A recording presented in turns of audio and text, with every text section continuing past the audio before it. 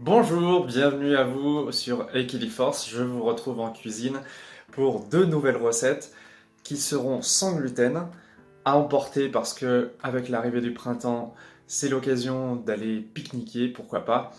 Et puis, comme d'habitude, recette facile, simple, avec un maximum de produits non transformés. Et je vous présente tout de suite le dessert. Je vais tester cette recette trouvée dans le magazine Slowly Veggie. C'est un gâteau moelleux à la crème de marron avec 100 g de poudre d'amande, 2 œufs, 250 g de crème de marron, là j'ai pris de la crème artisanale ardéchoise, 40 g de margarine, ici margarine bio, et puis une cuillère à café de fécule, j'utilise ici de la fécule de pommes de terre. Première étape, faire fondre la margarine à feu doux. Deuxième étape, séparer les deux blancs des jaunes. On va mélanger la crème de marron et les deux jaunes d'œufs. Une fois que c'est fait, on va ajouter la margarine et puis la poudre d'amande et tout mélanger. Voilà ce qu'on obtient et on va s'occuper maintenant des blancs d'œufs qu'on va monter en neige.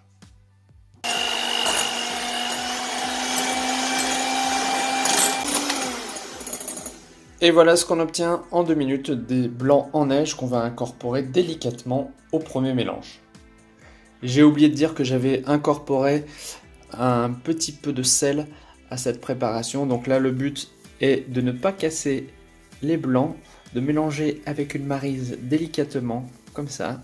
Voilà. Il faut faire preuve de douceur pour que le mélange reste bien mousseux et qu'au final le gâteau soit aéré. Mais ça m'a l'air bien parti. Et voilà, en quelques instants c'est prêt. Je rajoute quand même un petit peu de vanille de Madagascar que j'ai acheté au salon Primevère à Lyon parce que je pense que ça va donner un goût encore plus savoureux et gourmand. Et puis on va faire chauffer ce petit mélange pendant 30 minutes à 180 degrés et je vais passer tout de suite à la deuxième recette. Je vous montre maintenant les ingrédients pour le cake salé. Donc je vais utiliser 175 g de farine de riz que je vais compléter par 50 g de fécule de pommes de terre, un demi-sachet de poudre à lever. Là j'ai mis environ 5 cuillères à soupe d'huile d'olive, 2 œufs, des herbes de Provence, du basilic frais, du riz cuisine qui va remplacer la crème ou le lait, là des tomates pelées pour avoir un petit peu de mâche et des olives bio que j'ai trouvées qui viennent d'Espagne. Je vais d'abord battre mes 2 œufs entiers, ce sont des œufs bio locaux. J'y tiens parce que franchement ça fait partie des valeurs que je défends sur cette chaîne. J'ajoute les 175 g de farine de riz, 50 g de fécule de maïs et tout ce qu'il faut pour aromatiser, donc sel, poivre, basilic, herbes de Provence. On va tout mélanger. Je mets aussi la poudre à lever bien sûr pour que notre cake monte un petit peu dans le four. J'ajoute ensuite l'huile d'olive et puis la moitié d'une briquette de riz cuisine, mais bien sûr on peut utiliser d'autres alternatives ou de la crème selon vos goûts. Avec 10 centilitres, la texture me convient, donc je vais ajouter les tomates et les olives.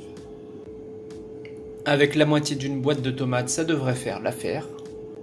J'ai réparti la pâte dans 9 petits moules pour faire des mini cakes que j'ai garnis, vous le voyez, d'olives qui vont aller donc à peu près 25 minutes au four.